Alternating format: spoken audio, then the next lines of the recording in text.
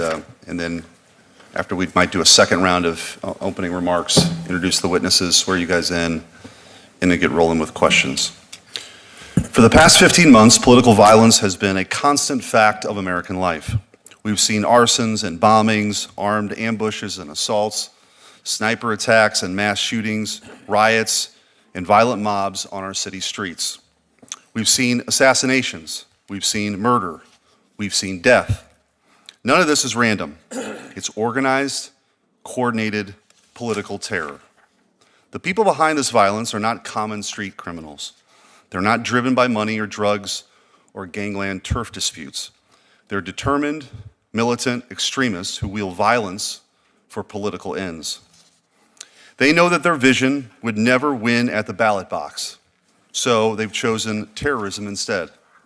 They know their ideas could not win in the marketplace of ideas, so they shoot up the marketplace. Last year, President Trump survived not one, but 2 assassination attempts.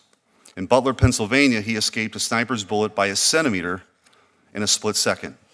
Only weeks later, in West Palm Beach, another would-be assassin camped out for 12 hours in the brush outside of Trump International Golf Club, armed with a loaded rifle, burner phones, a GoPro, hoping to finish the job. Less than 2 months later, a healthcare CEO was gunned down in cold blood on a New York street by a left-wing extremist who called his victim a parasite who had it coming. Within days, left-wing activists had made the murderer a folk hero. In California, they pushed a ballot measure named in his honor.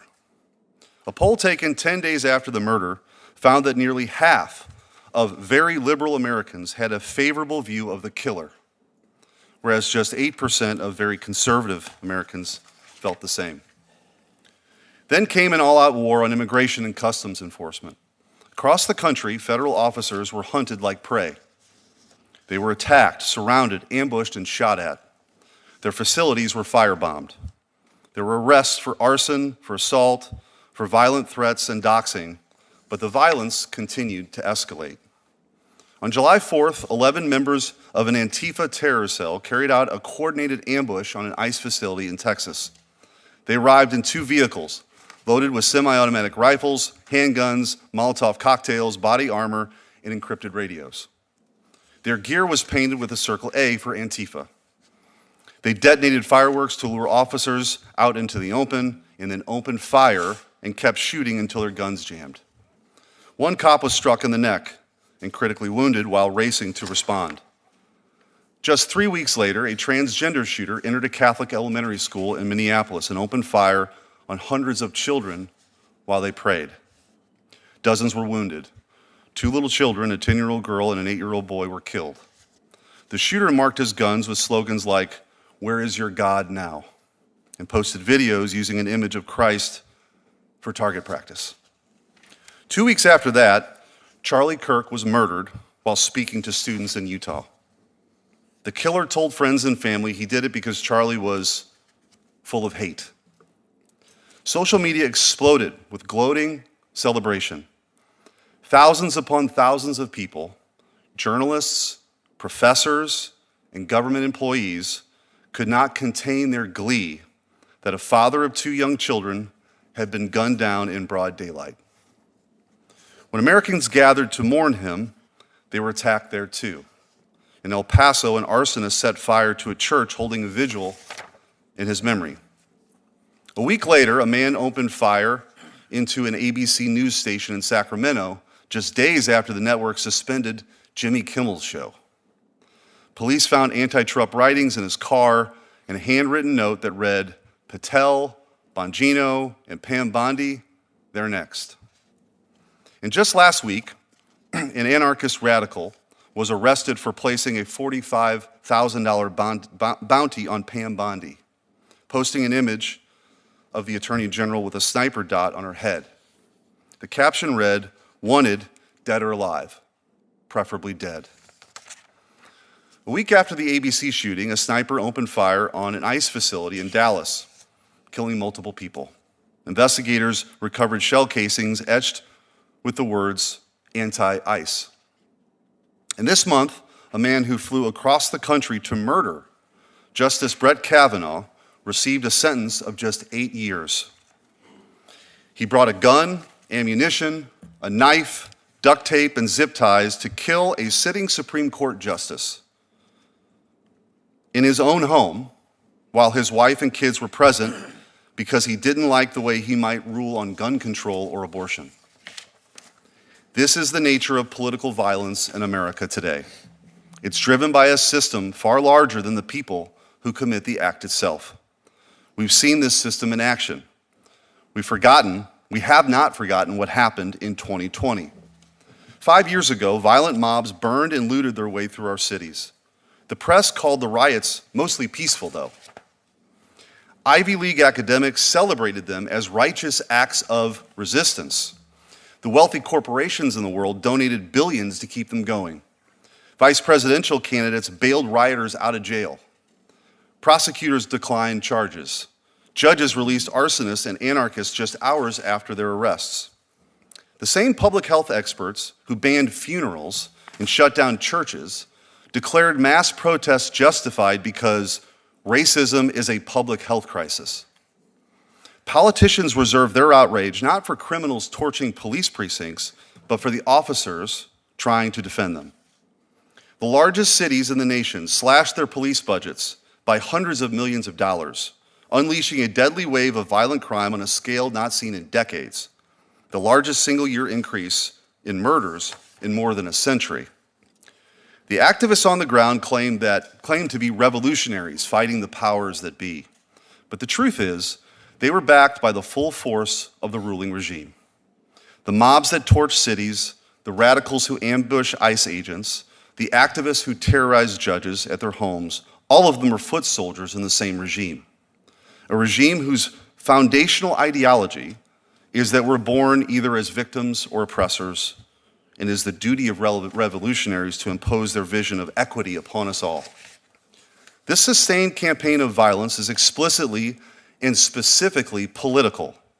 It is motivated by a distinct and fanatical ideology, rabidly anti-American, anti-Western, and anti-civilization itself. It is a worldview that indicts the United States as an illegitimate nation born in evil. By now, most Americans have heard this language. It has dominated our public life for years. These are not fringe ideas any longer. They have not just been tolerated, but actively embraced, repeated, and amplified through the largest megaphones in our country.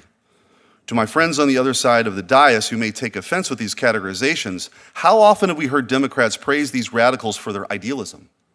How many elected officials have called riots the language of the unheard? The violence stalking our streets today is a feature, not a bug. There is an evil but consistent logic to it. It's the natural and logical result of the ideology itself. If the violent elements' ideals were so praiseworthy, then the system which obstructs their fulfillment is to blame. And why work within a blameworthy system for praiseworthy ends? To these people and this movement, the only acceptable goal is the destruction of the system and its leaders. The central idea of every revolutionary project is that utopia must be achieved through any means necessary. If you truly believe that Charlie Kirk is an existential threat to your safety, and you've bought into the nonsense that words are violence, then silencing him by any means could seem necessary. If you believe that mass migration is an inalienable right, then opening the floodgates to uncontrolled immigration, tearing down the border and attacking those who defend it might look like justice to you. If you believe that America was conceived in murder and built on stolen land, then you feel no moral obligation to respect and obey its laws. If you truly believe the police are the armed enforcers of racist oppression who indiscriminately murder innocent victims in the streets, then you might see violence against an officer as an act of brave resistance. When Charlie Kirk was murdered, one of his killer's bullets was engraved with the message, "Hey fascist, catch." But who taught him that Charlie Kirk was a fascist? Who convinced him, I should say, that Charlie's hate made his murder a righteous act? Who told him over and over again that people who believe what Charlie Kirk believed are threats to our democracy? He didn't invent that worldview. He learned it, as did each and every one of the arsonists, assassins, and militants who came before him. Perhaps the people in power who said these things didn't really believe them, but clearly some of the people who listened to them did. And now they are taking those ideas to their final logical conclusion. Enough. We are faced with only two paths. Either we confront this political violence and end it, or it will end us. And I can think of no better person to introduce this topic than the late Charlie Kirk himself. I'm going to show a quick video before we go to the ranking member of him speaking on this precise subject, and I hope everyone would listen closely and heed his warning.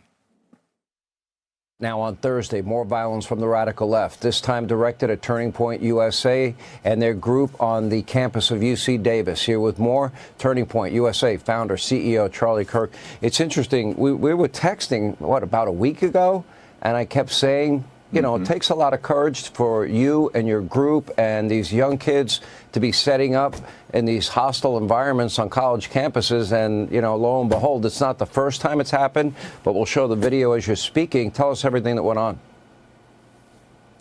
Yeah, it's shocking stuff, and it's a pattern now. We're seeing this happening on more and more campuses. So at the University of California, Davis, our brave Turning Point USA chapter was set to host Brandon Tatum as a Prove Me Wrong event. Goes up, sets a table. Anyone can go and have free speech and dialogue if they disagree. Antifa showed up, full masked, black outfits. They came in, took our gear, destroyed our tables, basically made the students had to flee, and the police did nothing to intervene, nothing whatsoever. Our courageous students had such resolve and fortitude that after this incident happened, they regathered and tried to do the event still about an hour later, but it wasn't the same, of course. This is after one of our Turning Point USA students at University of Texas, Dallas, had a bike lock thrown at her and actually had to be hospitalized for this treatment. Sean, we are seeing a disturbing pattern from the radical left, and we have data to now support it. According to the National Contagion Research Institute, 48% of left of center respondents say that it's justified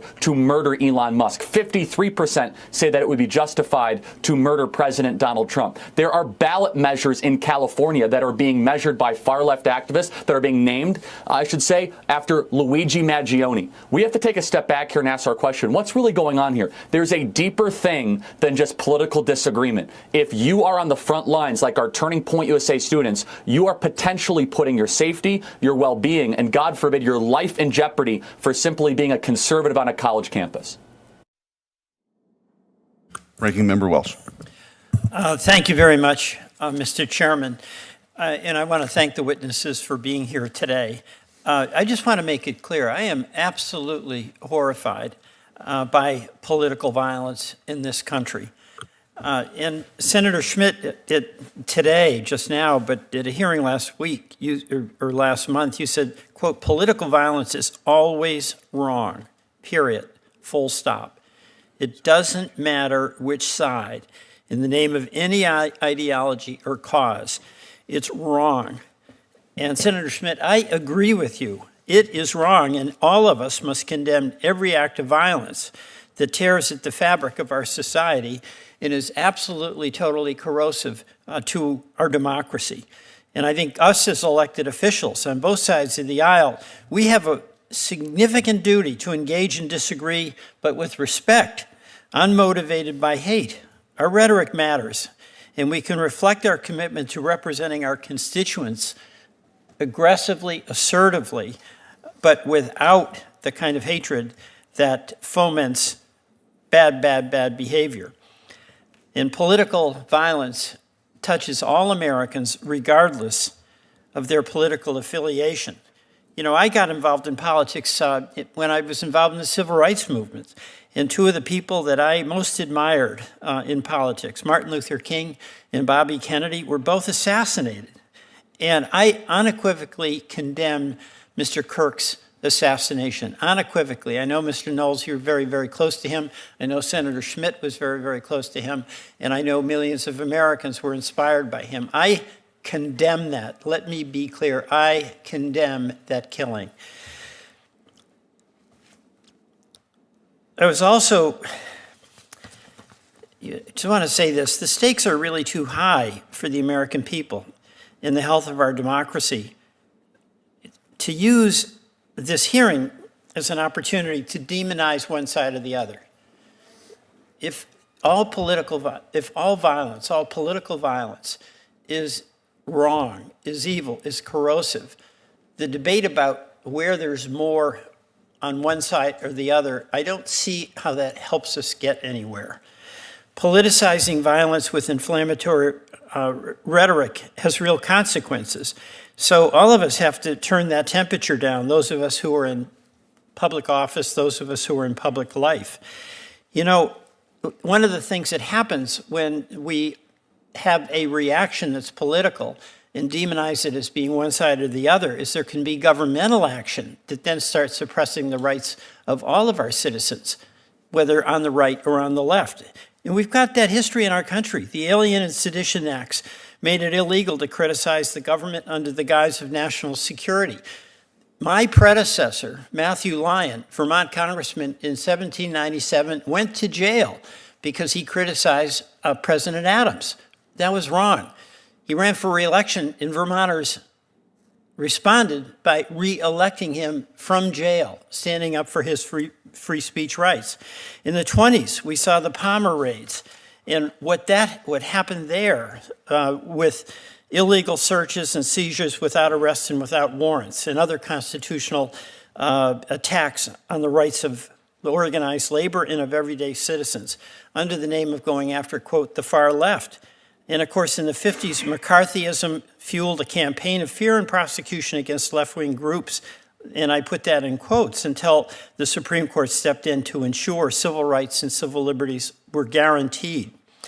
You know, I was listening to Mr. Kirk, and I do believe what he did going on campuses to encourage dialogue was a good thing to do. That's what we should have, and there should be a civil reaction to that. But I'm worried that if we're just going to use the violence that we all abhor to get into an argument about whether it's more left or more right, we kind of lose the point that it's all to be condemned. So I'm willing to work with any and all of us to condemn political violence and renew our commitment to civility. And Mr. Chairman, he's not here, but I sent over to his office a resolution about civility that is just basic agreement to disagree, but not to use invective or hate at all in our discourse. So my view, we can't stop the discussion by having it focus on whether it's left or right wing, not to leave that unexamined, but it has to be wholly and completely condemned. And I look forward to hearing from our witnesses about your suggestions and how we as a country can do better. Are you going to go? And I yield to Senator Lee. Thank you. Thank you. I want to thank each of you for being here. I look forward to hearing your testimony. I'm also very grateful to Senator Schmidt, Ranking Member Welch, and those who put together this hearing, working with them. Violence for the purpose of achieving political ends in the United States of America is itself un-American. It's something that is anathema to who we are as a people, and it must be universally condemned and should be regarded as an unthinkable relic of societies that manifestly lack the rule of law, because it is. Our republic has regrettably become infected by a type of ideological cancer, one that tends to excuse even the most heinous acts so long as they can be said to achieve or somehow advance politically favored causes. Now, because of the way our news media tends to lean and a number of factors, those are often leftist causes that are embracing this. If they weren't, if it happened the other way, the media would serve as a check on that. The media doesn't always serve as a check on that when it comes from the left, because very often a number of voices within the media tend to agree with those odds. And I think that's part of how we get to the point where such a high percentage of those who identify themselves as part of the left are willing to say that murder of President Trump is morally justifiable. And other polls have come out since Charlie Kirk's assassination that show that trend getting worse, not better, just in the last few weeks. For examples of this alarming trend, one need look no further than the mostly peaceful burning of various American cities throughout the so-called Summer of Love in 2020, or the coddling of pro-Hamas and anti-Semitic mobs by university administrators just in the last year or two. And even the disgusting attempts to rationalize, excuse, and in many cases even praise the cold-blooded assassination of Charlie Kirk through grotesque distortions of his past public statements and otherwise. This must end. Today, this hearing gives us a real chance to reflect upon and confront this very disturbing and building trend within our society. It's not enough to state that political violence is wrong. We must expose it, call it out where it exists, and root out the forces that tend to enable it.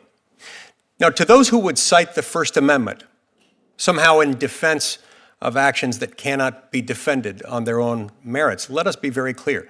Violence is not protected speech. Neither is incitement to violence or funding of violence or facilitation of violence, any more so than a conspiracy to commit violent acts would be protected by the First Amendment. These things are not. They are analytically distinct, legally, constitutionally distinct from speech. They're not covered by the First Amendment. Indeed, the preservation of free speech itself depends on our ability to shield peaceful discourse from those who would silence dissent through any form of violence. Look, modern American society is the greatest civilization the world has ever known. Many on the other side of the aisle have decided that they ought to repeatedly engage in inflammatory, sometimes irresponsible rhetoric that creates permission, sort of establishes a permission structure, you might say, for violence directed at our civil institutions. As the Trump administration works tirelessly to safeguard Americans from this wave of criminal, illegal aliens that have come through over the last 4.5 years, many Democrat leaders have fought back tooth and nail, describing federal law enforcement as, quote, a quote, modern-day Gestapo, as slave patrols, as thugs, and as a collective terror force. Despite multiple assassination attempts against Trump, it was and remains today fashionable in leftist circles to compare President Trump to Hitler and smear his supporters as fascists. What has been the result of this? Well, across the country, ICE agents have been under attack, personally, not just as a group. At an ICE facility in Texas, officers were attacked, with one even being shot in the neck. Investigators later found evidence of left-wing anarchist and anti-government ideology, anti-ICE slogans, Antifa imagery, and online discussions specifically targeting federal agencies. And yet again, much of the left either ignored the story altogether or blamed the government for provoking the attack, and leftists in the media, meanwhile, did at best nothing to stop it, and in other cases, tended to foment it. This violence toward the executive branch is not itself isolated. In 2022, a California man boarded a plane to Maryland with a pistol, with ammunition, and with a fairly distinct plan. His goal? To assassinate Supreme Court Justice Brett Kavanaugh because he disagreed with the leaked ruling in the Dobbs case that would go on to overturn Roe v. Wade. He disagreed with that ruling, therefore he decided he had to kill this justice. He was consumed by far-left ideology and the belief that violence is justified somehow when our system does not result in the outcomes desired by the left. He later told investigators that he wanted to, quote-unquote, give his life by killing Brett Kavanaugh himself. That is not activism. That is radicalism. That is extremism. It is driven by the same ideology that calls violent protest resistance and dressing it up in as many euphemisms as people can find. Shockingly, some leftists suggest, almost as a matter of routine, that Daring to question their misguided beliefs is akin to perpetuating violence against certain favored groups or disfavored groups. I hope we can find bipartisan consensus in condemning all political violence without reservation and without regard to the ideology of the person at whom the violence might be directed. To overcome the very worst instincts of human nature's somewhat natural tendency toward violence, although it's a tendency that can and must be suppressed in any free civilization, we must first remember that we are one nation and one people under God, united by bonds far stronger than any passing political moment or cause. Political violence, regardless of the alleged justification, regardless of the political beliefs of those embracing it or opposing it, will never and must never be tolerated by this body or by the United States of America. Thank you, Mr. Chairman. Thank you, Senator Lee. Would the witnesses please rise? I will now administer the oath. Would you raise your right hand, please, and answer this question? Do you swear that the testimony you are about to give this committee will be the truth, the whole truth, and nothing but the truth, so help you God? I do. Thank you. Thank you very much. And I want to introduce our first witness. It's Mr. Wolf. Thank you for being here, Mr. Wolf. And understand that you have a very distinguished career. You serve as America First Policy Institute's Executive Vice President, Chief Strategy Officer, and Chair of AFPI's Homeland Security Immigration. And I also understand prior to that, you were Acting Secretary of Homeland, Acting Secretary of the U.S. Department of Homeland Security.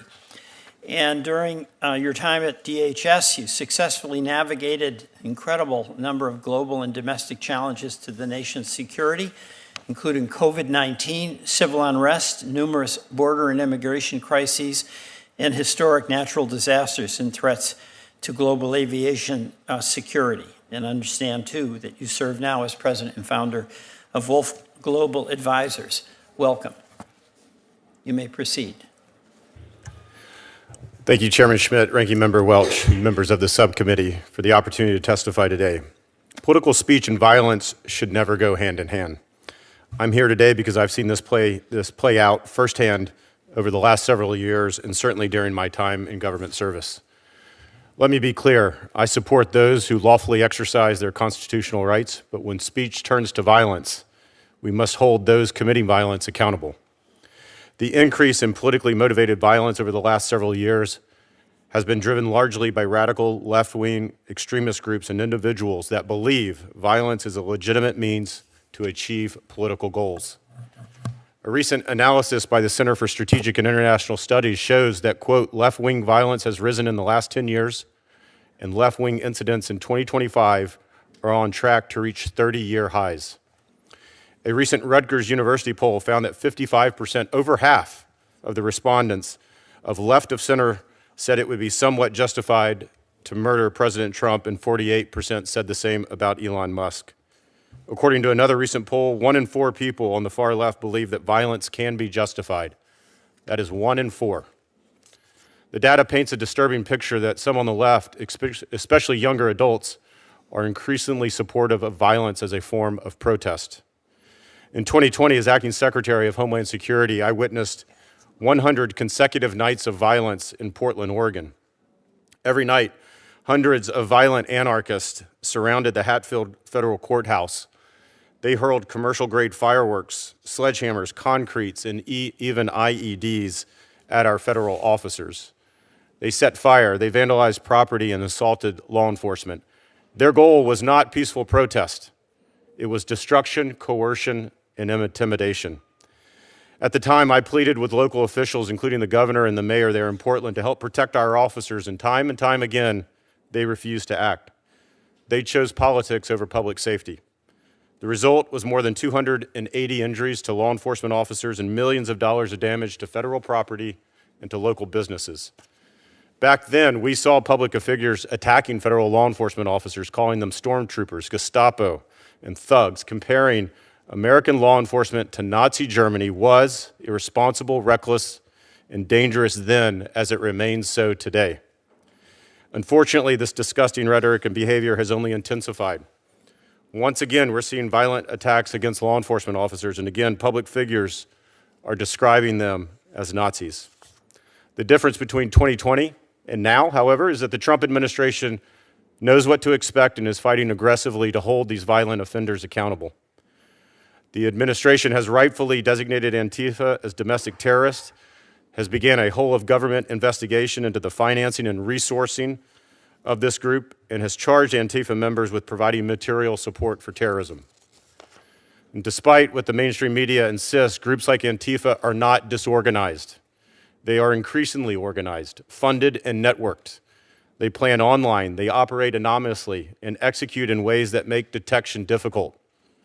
Make no mistake, their lack of structure is not a feature. It is a feature, not a bug. And it is designed to evade accountability and prosecution. Critics argue because they have no formal leadership, they shouldn't be treated as domestic terrorists. I believe this completely misses the point. This decentralized model mirrors what we have seen from jihadist networks, cyber criminals, and other criminal groups. Their lack of a hierarchy makes them more dangerous. This past summer, the American people witnessed multiple anti-fascist inspired attacks and threats on law enforcement, journalists, and civilians. This includes threats against ICE officers, other government officials, and even Attorney General Bondi just yesterday. Tragically, this also includes the sickening assassination of Charlie Kirk. I want to state this as plainly as I can. Enforcing immigration laws passed by Congress almost 60 years ago, is in no way, shape, or form fascism. Every sovereign nation has a right to choose who is allowed to legally enter the country. Throwing around words like fascist and Nazi not only cheapens history, but it fuels increasing hostility towards law enforcement, journalists, and ordinary citizens. The rise in political violence presents a grave threat to our constitutional order and rule of law. The federal government has a duty and a responsibility to respond. We must continue to give law enforcement the tools and the resources they need, allow ICE to operate safely in courthouses and jails across the country, increase penalties for those that dox federal officers, and expand joint task forces to dismantle. We owe it to the families who have lost loved ones, including Erica Kirk and others who continue to grieve, to ensure that their calls for accountability are answered and that our nation restores the respect for law and order. Thank you again for the opportunity to testify. Thank you, Mr. Wolf. By the way, our chairman has had to go vote, and I'm going to have to go do that after I introduce Mr. Braniff. Mr. Braniff is the Director of Polarization and Extremism Research and Innovation Lab at American University, where he's working on research and programming to prevent violent extremism, targeted violence, and the drivers of polarization in American society. I also want to note that he's a graduate of the United States Military Academy at West Point and served as a company commander in the U.S. Army. Mr. Braniff. Chairman Schmidt, Ranking Member Welch, distinguished senators, thank you for your leadership on this critical issue and for the opportunity to testify today. 26 years ago, I took an oath to support and defend the Constitution. I've spent my career honoring that oath as an Army officer, terrorism researcher, and leading prevention programs at the Department of Homeland Security. It's a lifelong commitment to protect kids and schools, families and faith communities, public spaces and workplaces, and the democratic institutions and freedoms our founders gave us. This isn't about politics or party for me. It never has been. I'm here representing a community of like-minded practitioners, law enforcement, mental health, educators, veterans, who work every day to prevent violence before it destroys families and communities. We're united by a simple belief: targeted violence is preventable, and American communities deserve better than waiting for the next attack. We should all condemn targeted violence. It's tragic, unethical, and illegal. I want to start by acknowledging the threats, the loss, and the fear that too many Americans and too many elected officials have experienced. But we should also not mistake the blame game for advancing solutions. Solutions must be based on data and evidence. Solutions must focus on preventing political violence in the first place, instead of reacting after the damage has been done. and solutions must reinforce our constitutionally protected freedoms, not erode them. To inform policymaking, Congress legislated that the executive branch provide data on terrorism and targeted violence. DHS contracted with START at the University of Maryland to produce the T2V dataset, although the administration abruptly canceled funding in March. START data demonstrate clearly that violent events do not fit neatly into any one ideological category, and that there has been an alarming increase in attacks and credible plots in the United States, including over a 2,000% increase in mass casualty plots since the early 1990s. We average more than 2.5 attacks and credible plots per day in the US, and over 50% of them succeed. They occurred in over 1,200 US towns and cities. This year, compared to last year, terrorism events are up 67% and fatalities are up nearly 150%. Americans are dying from ISIS-inspired, white supremacist, anti-Semitic, anti-government, anti-vax, anti-law enforcement, and nihilistic attacks. So these data highlight 3 challenges that we need to solve for. The volume problem. With 2.6 events per day, we are at risk of accepting targeted violence as inevitable. It is not. It is preventable. The structural gap problem. These plots succeed 55% of the time. The structural gap is due to appropriate limitations placed on criminal justice investigations to protect privacy, civil liberties, freedom of speech, and freedom of association. So we can't fill the structural gap with criminal justice-only solutions and maintain the freedoms enshrined in our Constitution. And third, the reality is that targeted violence manifests in many different forms of terrorism, hate crime, and school shootings. Any approach that only addresses one manifestation will be both operationally ineffective and fiscally inefficient. At DHS, I led prevention programs that partnered federal resources with local teams, sheriffs who knew their counties, schools who knew their students, mental health professionals who knew their patients, pastors who knew their congregations. Local Americans protecting local communities. This allowed us to engage in early interventions that addressed all of the challenges I mentioned. Volume, we supported nearly 1,200 interventions for people on the pathway to violence, 0 committed violence while in the program. We filled the structural gap and bridged to public safety. In 94% of the cases, the individuals received support from mental health professionals, social workers, or other helping professionals. 6% were referred to law enforcement. Most of the individuals, 70%, were not yet self-medicating on any one specific ideology when they came to us, just angry, isolated, and struggling. And yet, without indexing our programs on any one ideology, the intervention succeeded across all ideologies, making this approach both effective and cost-effective. Nearly 1,200 people at risk of hurting themselves and others. But before families had to bury loved ones, we invested in prevention instead. Political violence threatens our constitutional order, but not just the violence, also how we respond to it. Whether we choose to do what works, quietly investing in scaling up prevention efforts, or we feed political polarization that makes Americans less safe and erodes our Constitution. Americans deserve, and the Constitution demands, the former. Thank you. Thank you. Next up is Michael Knowles. Michael Knowles is the celebrated host of the Michael Knowles Show on the DailyWire, as well as the Book Club on PragerU. He has published 2 #1 national best-selling books, including Speechless, A History and Analysis of the American Free Speech Tradition. Michael has received numerous awards, including the Conservative Mind Award from the American Conservative Magazine and an honorary doctorate of Humane Letters from Ave Maria University. Michael is a graduate of Yale and has lectured at universities and research institutions around the world. The floor is yours. Thank you, Chairman Schmidt, Ranking Member Welch, and all the members of this committee. The ranking member suggested that we condemn political violence, which surely we must all do, but then he suggested that we not try to pinpoint exactly which side the violence comes from. This seems to me confusing and misbegotten, as one cannot solve a problem if one does not know where the problem lies. In light of the murder of my friend Charlie Kirk by a leftist assassin, I am gratified to see that at least some members of our federal legislature are now confronting the consistent and escalating pattern of left-wing terrorism in the country. Lest I be accused of partisan invective, on September 23rd, no less an emblem of American liberalism than The Atlantic magazine published an article citing a recent study from the Center for Strategic and International Studies, admitting that the left is more violent today than the right. Less honest liberals, including members of Congress, continue to deny this fact. Democrat Congressman Seth Moulton, for example, reacted to Charlie's assassination by blaming the right. Congressman Moulton claimed that 3/4 of political violence in the United States comes from the right, while only 4% comes from the left.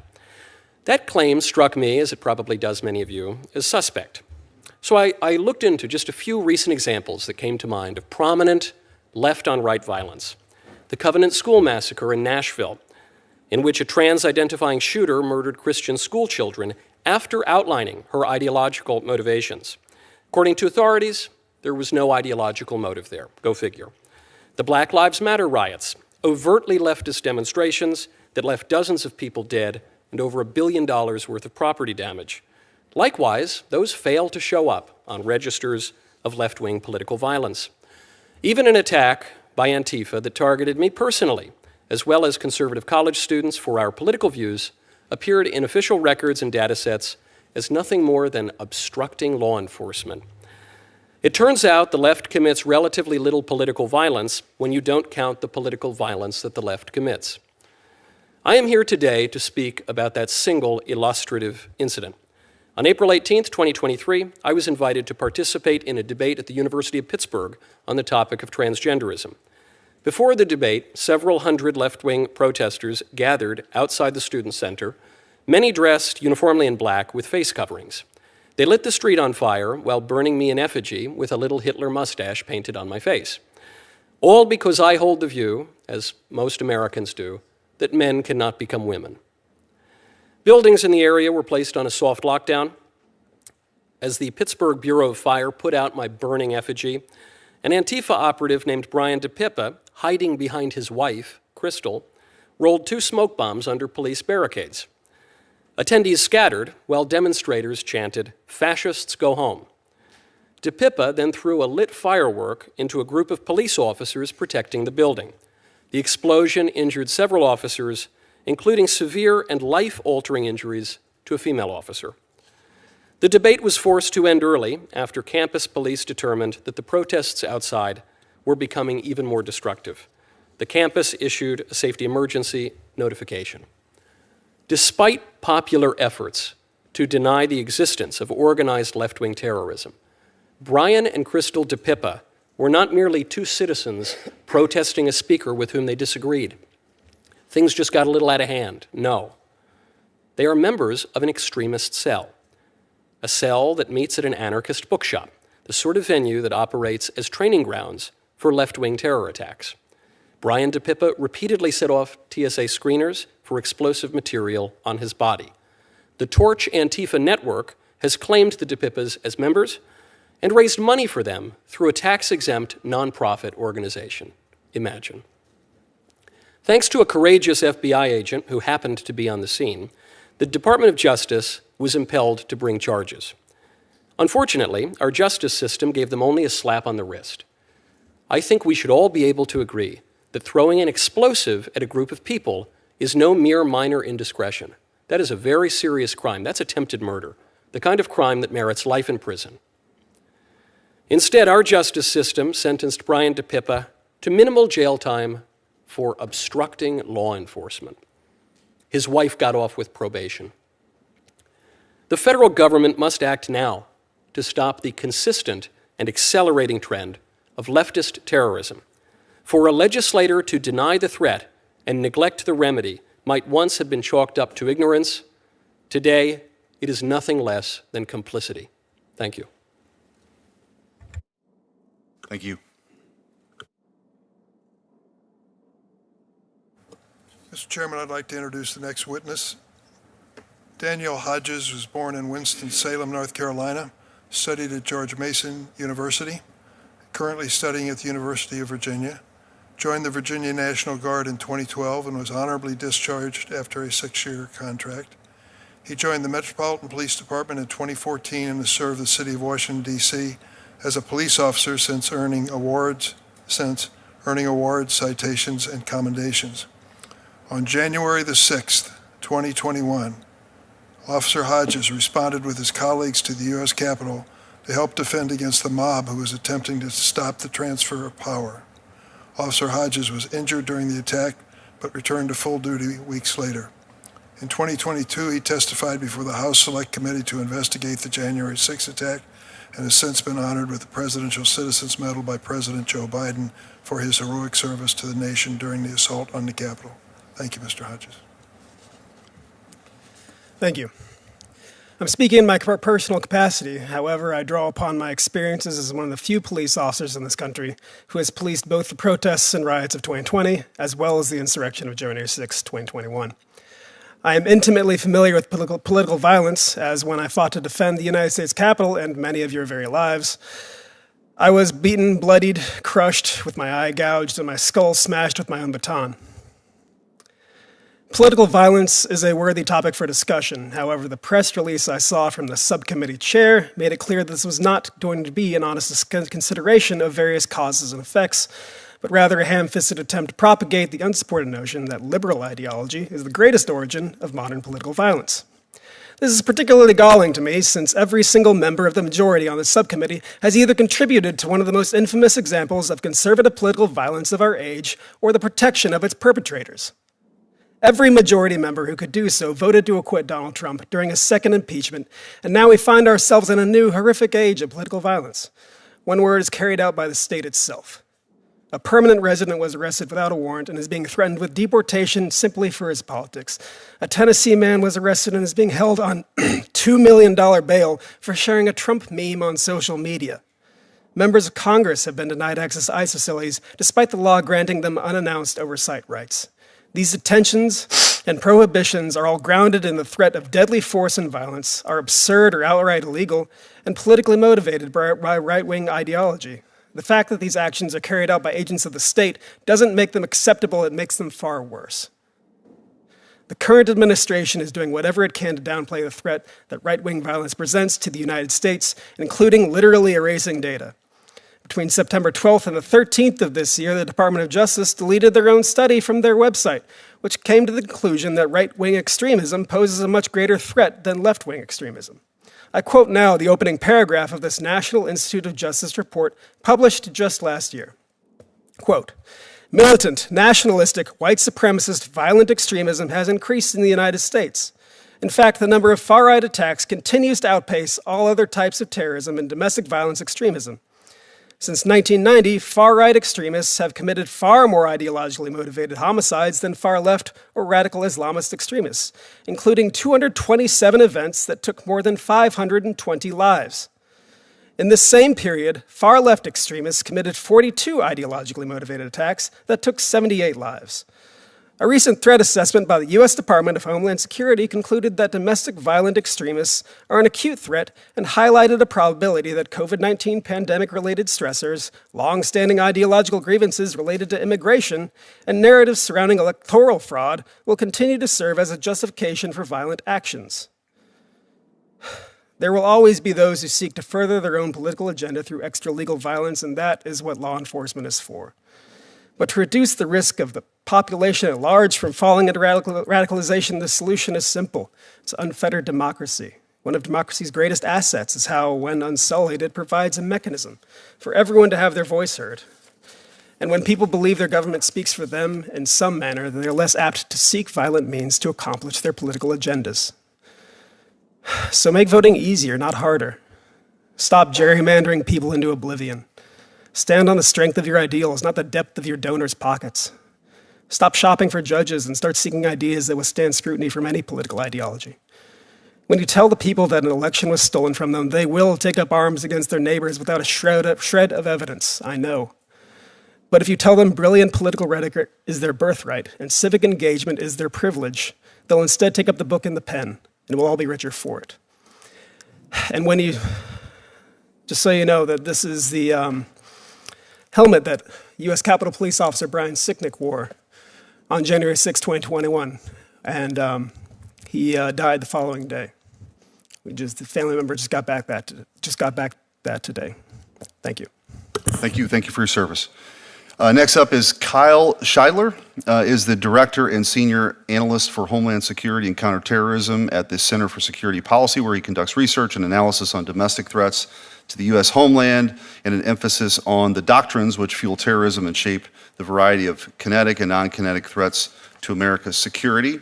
He's briefed senior U.S. government officials, members of Congress, federal, state, and local law enforcement officers, and testified before the U.S. Senate Judiciary Subcommittee on the Constitution and the Canadian Senate Standing Committee on National Security and Defense. He is the author of Understanding Black Identity Extremism, Considerations for Law Enforcement, and editor of Unmasking Antifa, 5 Perspectives on a Growing Threat, and a contributing author to Saudi Arabia and the Global Islamic Terrorist Network. His writing has appeared at The Federalist, The Hill, FoxNews.com, and the Claremont Review of Books, amongst others. He's a graduate of Boston University and a Lincoln Fellow with the Claremont Institute. The floor is yours. Thank you, Mr. Chairman, Ranking Member Welch, distinguished senators. I would like to thank you for the invitation to testify today about the threat our country faces from growing political violence. In my capacity at the Center for Security Policy, one of the things I am most proud of is our program to provide educational briefings to law enforcement officers at the federal, state, and local levels. And for the 5 years of this program's operation, the #1 most requested briefing topic that we have been asked to provide has been on the topic of Antifa and related left-wing extremist groups. The reason it has been the most requested topic is not because, contrary to media reports, Antifa does not exist. America's law enforcement knows it exists because they see the effects every day.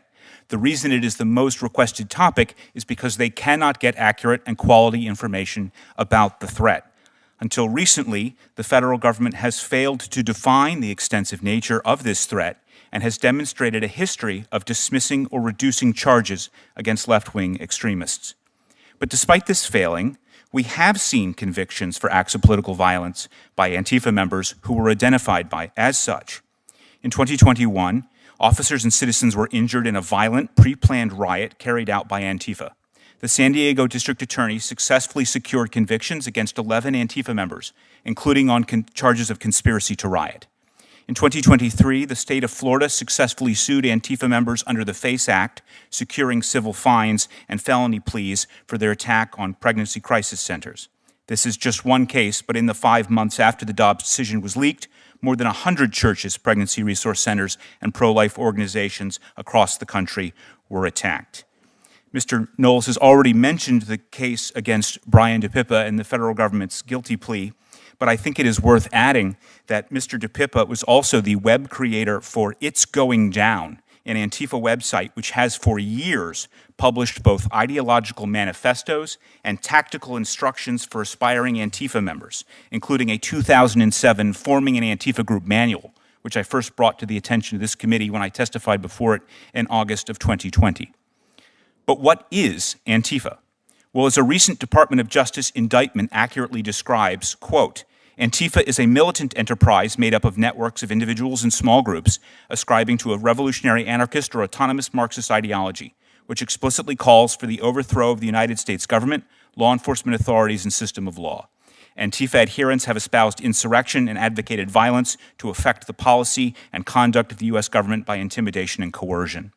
That's a good working definition, which would bring U.S. law enforcement into line with the definitions which are utilized by other Western governments, which also have an Antifa threat. That would include Germany and Sweden. These networks of small direct action groups are connected through ideologically aligned organizations, online platforms, and support networks, which provide significant amounts of material support. But much of this material support is in the form of services rather than financial transactions. One example, the website Abolition Media posts communiques from the PFLP, the ELN, the PKK, and the MPA, all of them designated communist terror groups. That alone is actionable material support for terrorism. But it also posts claims of responsibility for anarchist arson attacks and propaganda on behalf of Antifa members currently in prison for violent attacks in the United States, Germany, Chile, Greece, and Hungary. The site distributes calls for actions and organizes efforts for Antifa groups across international borders, and even posted an anarchist manual discussing the value of, and I quote, complex coordinated terrorist attacks. If this site were promoting and advocating violence for al-Qaeda, there would be absolutely no question in the minds of U.S. authorities that it serves as a media arm for a terrorist organization. According to a recent article by journalist Hudson Crozier, Abolition Media is just one of 100 such websites hosted on No Blogs, a blogging suite provided by the Italy-based Autistici Inventi Collective, which provides websites, emails, digital encryption tools to Antifa and related left-wing extremist groups, all while hiding their personal data from law enforcement. Very similarly, the International Antifa Defense Fund has distributed over $250,000 to 800 Antifa members across 26 countries, including not just for legal support, but up to 20% has gone to security improvements and emergency relocation costs for Antifa members. It would be a reasonable avenue of investigation to determine if funds have gone to help fugitive Antifa members avoid arrest. I look forward to working with the committee on ways U.S. policy and legislation might address the threat posed by Antifa and related left-wing extremist groups. Thank you. The chair will recognize Ranking Member of the Judiciary Committee, Senator Durbin, for his opening remarks. I thank Senator Schmidt for that courtesy. At the outset, I want to recognize law enforcement who are here today, including those who defended the U.S. Capitol on January 6, 2021, and the family members of those who are no longer with us. Ken Sicknick, brother of fallen officer Brian Sicknick, is here. He reminds us, and I quote, "The simple act of not letting the events of that day be whitewashed, revised, or forgotten is more important than anyone can ever know." That statement by Mr. Sicknick rings true, painfully true today. This hearing examines a critical issue, political violence in America. I've said before over and over from this podium and will repeat, violence is not acceptable, whatever the source or origin. I do not believe that one party owns the right to say it's the other party's fault. It is the fault of both parties in differing degrees, and it's our fault if we try to whitewash that reality. To seriously address this problem, we must be honest. We must start with the facts, not with partisan conclusions. To claim, as the chairman of the subcommittee has, and I quote, "Political violence comes predominantly from one side of the aisle, and don't give me this both sides BS," is not supported by the facts. In fact, those facts tell a different story. For more than a decade, data from the FBI, DHS, and nonpartisan experts show that far-right extremists have been responsible for most domestic terrorism, including most deaths by far. On this chart, which you can see behind me, from the Center for Strategic and International Studies, also known as CSIS, terrorist attacks from the right are in red and attacks from the left are in blue. CSIS found that since 2016, 112 people have been killed as a result of right-wing attacks, while 3 have died as a result of left-wing attacks. These are not partisan talking points. They are the facts established by federal law enforcement and national security experts across numerous administrations, both Democratic and Republican.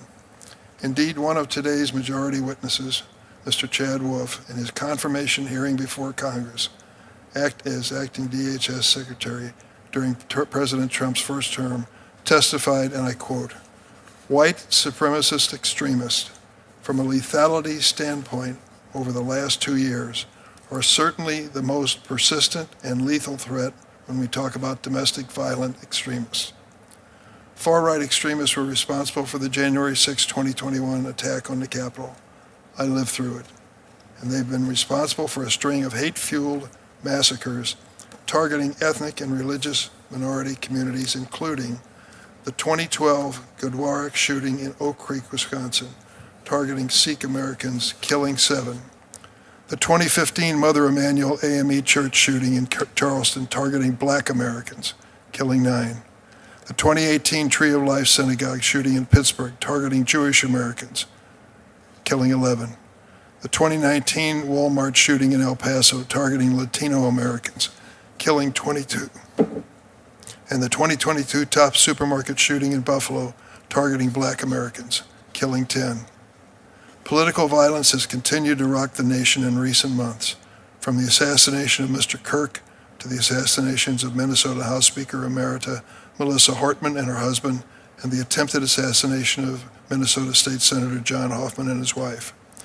Just last week, a man was arrested after allegedly offering $45,000 for the killing of Attorney General Pam Bondi, and a January 6 rioter who was pardoned by President Trump, full and unconditional pardon, was arrested for allegedly threatening to kill the House Democratic leader, Hakeem Jeffries.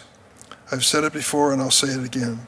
There's no room for political violence in America, ever, ever, not from the right or from the left.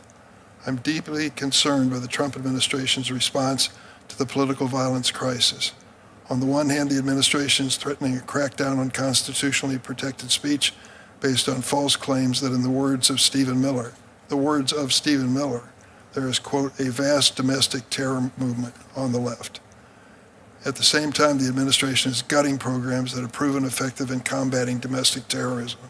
For example, the administration has slashed the budget of DHS's Center for Prevention Programs and Partnerships by more than 30%, cut the center staff by 80 employees to fewer than 20, and appointed a 22-year-old Trump campaign official to run the center. We honor our Constitution and serve our country not by rewriting history or weaponizing tragedy, but by telling the truth, even when it's uncomfortable, because democracy cannot survive selective outrage or deliberate amnesia. To the officers and families here today and watching at home, we will never forget January 6. Our duty is to protect the truth, to defend the rule of law, and to be an American that rejects violence in every form. Thank you, Mr. Chairman.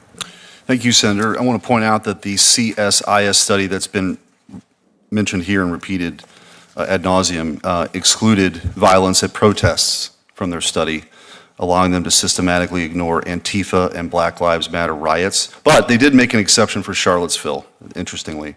Even using their flawed methodology, CSIS recently reported that left-wing violence in 2025 outpaces right-wing violence. Imagine how much bigger that disparity would be if they actually weren't cooking the books. So without objection, I move to enter into the record an article by Tim Carney explaining CIS's biased methodology. Without objection, it will be entered into the record. We'll start with questionings. Mr. Knowles, I want to start with you. You're not going to have any bigger proponent of free speech than me, given especially what I did in my last job and this one. I believe in it wholeheartedly. I think it's the First Amendment is the beating heart of our Constitution. But what we're really talking about here is conduct, of course, violent conduct. And you've talked about you can't really have this competition in the marketplace if the marketplace is being destroyed and shot up in many instances. How do we get at this problem? What's the road forward in your view? We might be able to find a little bipartisan agreement if we acknowledge something that both parties at different times have acknowledged, which is that marketplaces of ideas or any other kind of marketplace only function when there are rules and when we abide by those rules. You can't have a marketplace if bandits keep shooting up the marketplace. And this is why it's so important to identify where the threats to the marketplace have really been coming from. Have we seen left-wing speakers shouted down on campuses? Have we seen left-wing events interrupted by terrorists?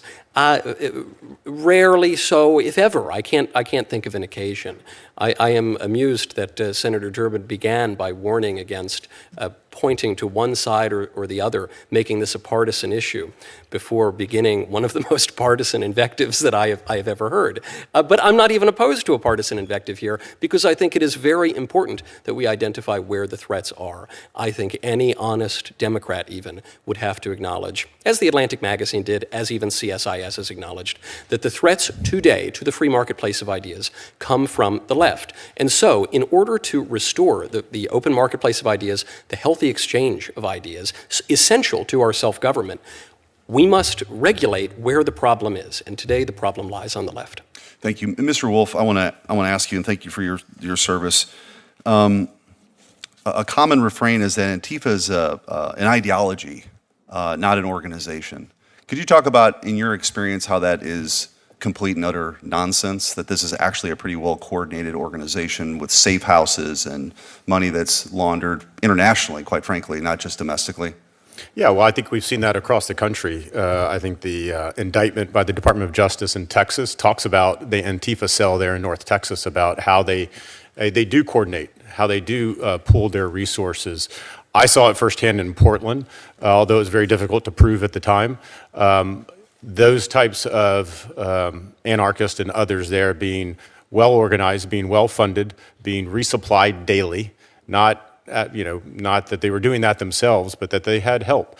And so as you look across the spectrum here, is Antifa like other organizations? Does it have a hierarchy and an org chart and everything else? No, it's very different.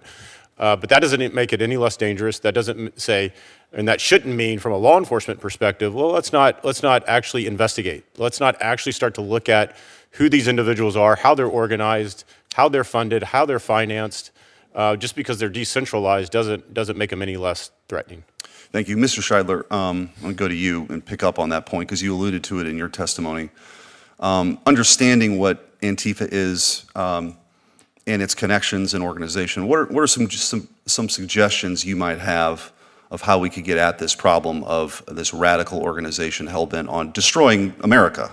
I mean, this is their stated mission. How do we get about that?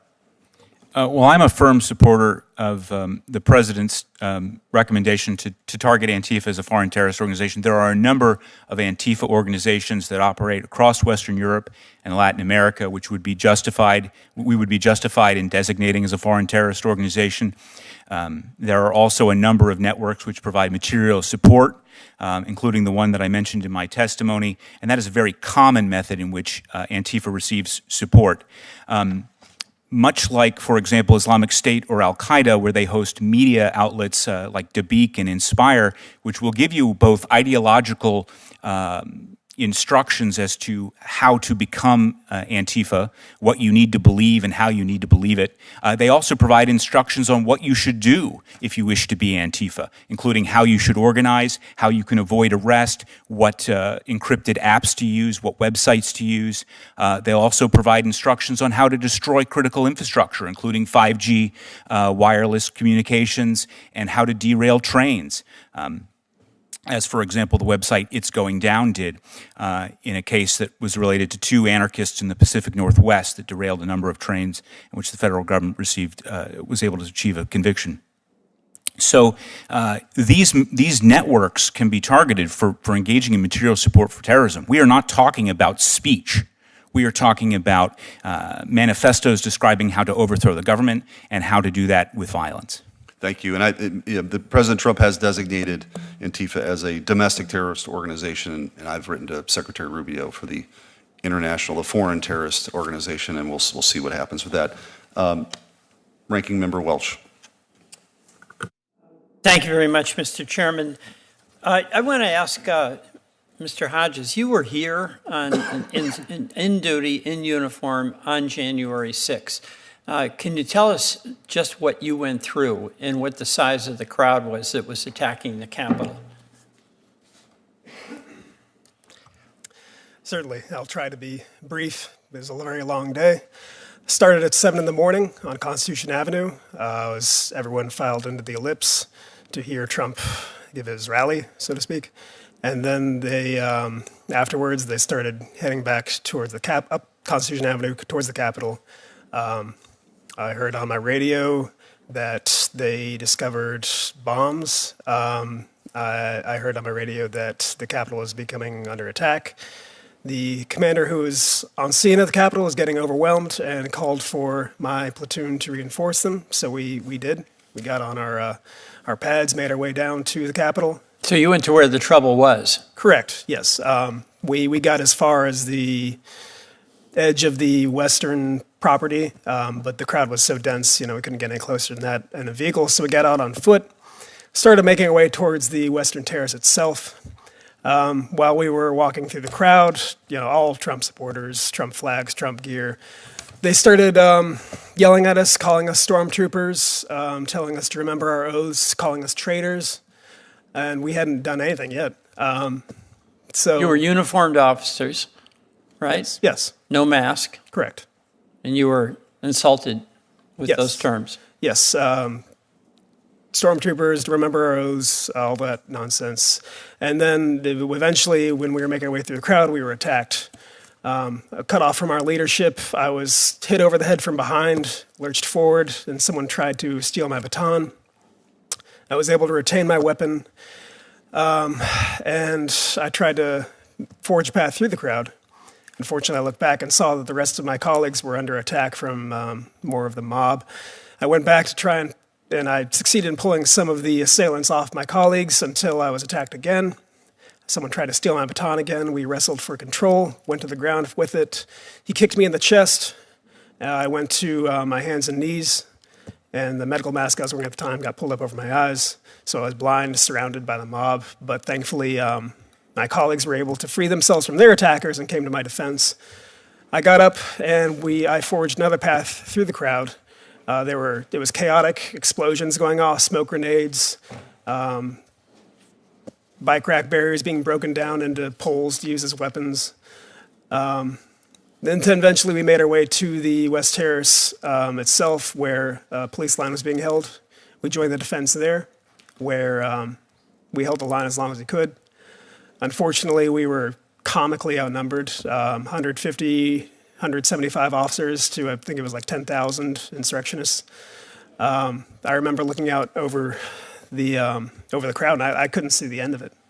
I couldn't see the end of their numbers. And they broke through. About 3 or 4 of them attacked me, pushed me into a waist-high barrier. One of them reached underneath my visor, gripped my face with his hand, and tried to gouge out my eye with his thumb. I was able to shake him off before any permanent damage was done. But we lost the line. We had to fall back to the building itself, and that's what we did. Thank you very much. And I understand that the brother of Officer Sestak is here. I just want to acknowledge him. He's the officer who died, one of your fellow Capitol Police officers. I want to ask a question of the panel. As you know, everybody who was involved and convicted was pardoned. Raise your hand if you believe that those pardons were appropriate. All right, so that includes pardons for folks who were involved in attacking Officer Hodges. It does. You know, Mr. Chairman, I have to say, Are we being invited to speak, or is... Pardon me? Was that an invitation to speak, or No. were you... Oh, understood. It was not. I mean, but you said, and I said, and I agree with you, political violence is to be condemned, whether it's on the right or the left. I mean, we just heard a pretty frightening description of political violence on a sustained basis against this Capitol Police officer. And there's a view that he should be pardoned. I guess I'll just say I disagree with that. I yield back. Senator Cornyn. Thank you for being here. I'm glad at least we can agree on one thing, that political violence is unacceptable, no matter where it comes from. But I want to talk about the leadership and what some leaders have said, which I believe has contributed to that political violence. In 2018, when Nancy Pelosi was asked about policies she disagreed with, instead of saying she would do her job and legislate or try to persuade people to the contrary, she replied, "I just don't even know why there aren't uprisings all over the country, and maybe there will be." About that same time, Kamala Harris was asked about being stuck in an elevator with President Trump, Mike Pence, and Jeff Sessions. And she replied while laughing, "Does one of us have to come out alive?" And then there's this. In March 2020, the majority leader of the United States Senate, Chuck Schumer, said about Supreme Court justices the following: "I want to tell you, Gorsuch, I want to tell you, Kavanaugh, you have released the whirlwind, and you will pay the price. You won't know what hit you." In August 2020, Representative Ayanna Pressley said, "There needs to be unrest in the street," encouraging rioters. Then Maxine Waters said in 2021 that Democratic rioters should, quote, "get more confrontational," close quote, with police. She said, if you see anybody from Trump's cabinet in a restaurant, in a department store, at a gas station, you get out and create a crowd and you push back on them and you tell them they're not welcome anymore, anywhere. And then in 2023, Delegate Stacey Plaskett said on MSNBC that President Trump needs to be shot. In 2024, President Biden told Democratic donors that it was time to put Trump, this is the President of the United States, told Democratic donors it was time to put Trump in the bullseye. And recently, Alexandria Ocasio-Cortez posted in an Instagram story that people should resist ICE. And then Jasmine Crockett, a member of the House of Representatives from the state of Texas. Kayla Hamilton was a young woman who was sexually assaulted and strangled to death by an illegal alien, an MS-13 member. I lead a bill named in her honor here in the Senate. Representative Jasmine Crockett called Kayla Hamilton a, quote, random dead person. We've talked about the person, the would-be assassin that was going to kill Justice Kavanaugh. And of course, the assassination attempts on President Trump. Does everybody on the panel feel like or believe that the individuals who actually commit acts of violence should be held accountable? Would you raise your hand? So we agree. Acts of political violence are unacceptable, and the individual who commits those acts should be held accountable. But I want to talk about the political leadership that I think has a greater responsibility, people who serve as the elected representatives of the American people. Is there anybody believe that they bear no responsibility for inciting or encouraging acts of violence? Well, we've always had, in our course of our nation's history, people who are ideologically driven to violence, anarchists, maybe the historical antecedent of Antifa, people motivated by ideological reasons. But I believe that leaders elected to Congress should not say or do things which suggest that political violence is acceptable. And the examples I read to you just now, I think, should be condemned. Thank you. Thank you, Senator. Senator Durbin. Thanks, Mr. Chairman. Mr. Braniff, you previously served as director of the Center for Prevention Programs and Partnerships, or CP3 at DHS, an initiative created under the Biden administration to take a comprehensive approach to combating domestic violent extremism. CP3 prioritized public and community health programming to identify people before they commit acts of violence in coordination with federal, state, and local law enforcement. In your experience, how have these investments in public health led to identifying at-risk individuals and stopping violent acts before they occur? Thank you, Senator. I'm actually perhaps the one person who has something to offer in terms of solutions today, and I'm really excited to talk about that. At CP3, we learned from the violence prevention community, the same people who for 30 to 40 years have been studying suicide prevention and violence against children prevention, intimate partner violence prevention, and we started to apply those methods and that evidence to targeted violence prevention, to try to prevent terrorism, hate crime, school shootings. And the great thing about this approach is that it's upstream, right? Violence is a universal human phenomenon. It just manifests differently. When someone starts to struggle, they might go answer seeking online, and they might fall down one rabbit hole, or they might fall down another rabbit hole. And after time, if whatever underlying crisis goes unaddressed, they might decide that violence is a solution to their problems. Sorry to interrupt you, but we've heard allegations from both sides of the table as to whether there's more violence on the right, more violence on the left. What I hear you saying is that certain persons are predisposed toward... No, Senator. Actually, thank you for the question. All of us have vulnerabilities, and if those vulnerabilities go unaddressed, we could wind up being manipulated into engaging in violent extremism. We did 1,172 interventions. Think about that, 1,172 interventions for individuals who were exhibiting risks of violence. They were making veiled threats of violence. They were socially isolated. And those interventions were across the ideological spectrum. Some people were flirting with white supremacy. Some people were flirting with anti-government extremism.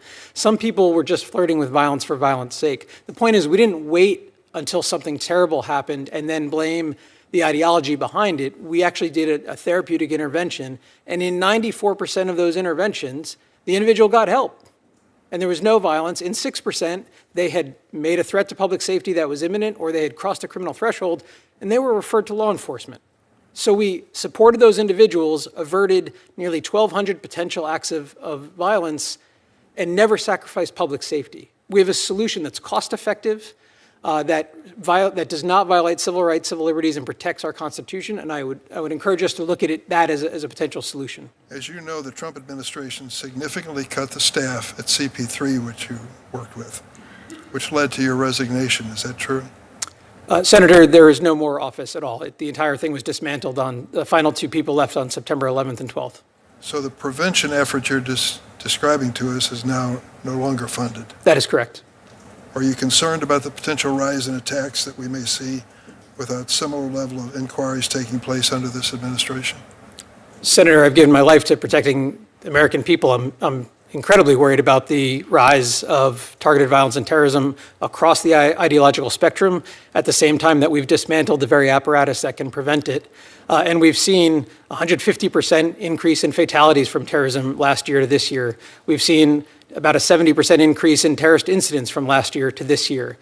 We've seen an increase of violence across the board, and I would encourage us to think about investing in prevention going forward, because I know that it works. An ounce of prevention, as they say. Yes, Senator. Well, I think that's an important lesson for us to take.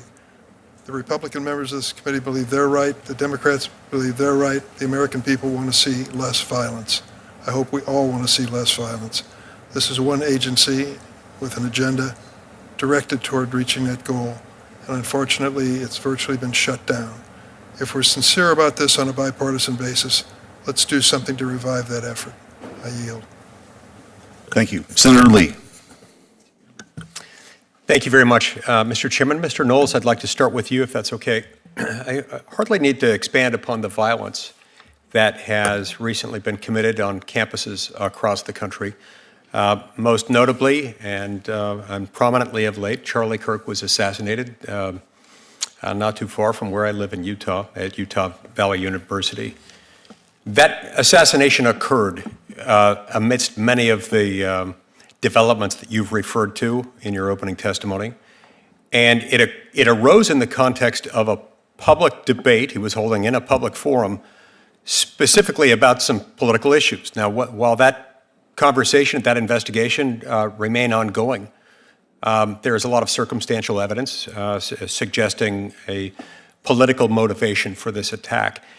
Can you help this body understand the violent tendencies inherent in some of these ideologies that are prompting a lot of this violence? I certainly can. Thank you, Senator. Charlie was probably the most prominent proponent of civil and gracious dialogue in the entire country, and they killed him for it. Because there is, in a certain type of left-wing ideology, the belief that ideas don't really matter and that we're really just warring groups that must clobber each other over the head, which is why you're seeing the increased violence there. I think you saw this not only in the horrific assassination of Charlie, but in the reactions that came afterward. As the scene was unfolding, a Democrat analyst, Matthew Dowd, on MSNBC, the left-wing cable outlet, blamed Charlie Kirk. He said, quote, "Hateful thoughts lead to hateful words, which then lead to hateful actions." The New York Times reacted by publishing the assassination-related musings of Hassan Piker, a prominent left-wing streamer who has suggested the assassination of Senator Tom Cotton and who has said, quote, of conservatives, Kill those mother effers, murder those mother effers in the street, let the streets soak in their effing red capitalist blood. I could go on and on with the reactions. We all saw it, and they're reflected in other public opinion surveys relating to approval of violence. So it would appear that this is not merely a matter of some fringe actors, some extremists who simply have an emotional problem, as has been suggested here today. This would seem to be clearly an ideological issue at every level of the American left, which needs to be addressed accordingly, or else we're just twiddling our thumbs. We are not doing anything to solve the problem. Now, if those same things arose in the context of someone in the right-of-center universe, what would be the reaction? Would there be a self-correction in place, set in motion as a result of the media response? There is no question, Senator. When I think of right-wing political violence, the clearest example we can think of in recent memory goes back about 30 years. It was the Oklahoma City bombing, and it was a little confusing, but we could place it on the right. What would happen after an attack like that? It was uniformly condemned on the right. That is true any time there is some fringe attack, a shooting, and yet, on the left, what happened after President Trump came within 1/20th of an inch of being assassinated? You saw jokes, you saw minimizations, you saw comments throughout social media saying maybe we'll get him next time. What happened after Charlie's assassination? We could be here all day reading the excuses and the celebrations from normal and even mainstream figures on the left. There is no equivalence whatsoever. If we're to solve the problem, we have to acknowledge that. There are a few tells that go along with it, perhaps without some of these people realizing it. Every time someone refers to a conservative, it's always far right. I don't ever hear the same publications using the term far left to describe someone who believes deeply and fairly consistently in the political ideology of the Democratic Party. But far right is the consistent mantra going the other direction. It almost seems like an homage to ad Hitlerum, and the frequent invocation of ad Hitlerum attacks tend to prompt other Operation Valkyrie moments. And perhaps that's some of what's behind the 55% figure that you referred to earlier. Now, you are someone who gets around to a lot of college campuses. You do a lot of public speaking. How has this impacted you personally, and what measures have you had to take, if you're comfortable sharing some of that with us, to ensure your own personal safety when all this is happening? We have dramatically had to increase security, of course. And, you know, there is appropriate concern, the kind of concern that one would never have on the left because they don't face any threats on college campuses. College campuses are key, though, here, Senator, because when some fringe right-winger does something awful, he's castigated, thrown into prison, as he should be. When a fringe left-winger commits terrorist attacks, sometimes he's given university positions, as happened with the Weather Underground, an organization which blew up part of this very building, and they were rewarded with sinecures at universities. For you and for others in the movement, this means that it's more expensive. Yes. And from a personal security standpoint, a preserving your own life standpoint, far more risky than it would be for someone else. I can't help but wonder whether that is a feature and not a bug. Thank you. Thank you. It's also worth noting that a member of the Weather Underground, Bill Ayers, actually hosted Barack Obama's first fundraiser when he ran for state senate. Senator Booker. I find hearings like this frustrating. And they deepen, to me, what is a problem in our country, which is a growing tribalism and our inability to come together and work on issues where we have so much common ground.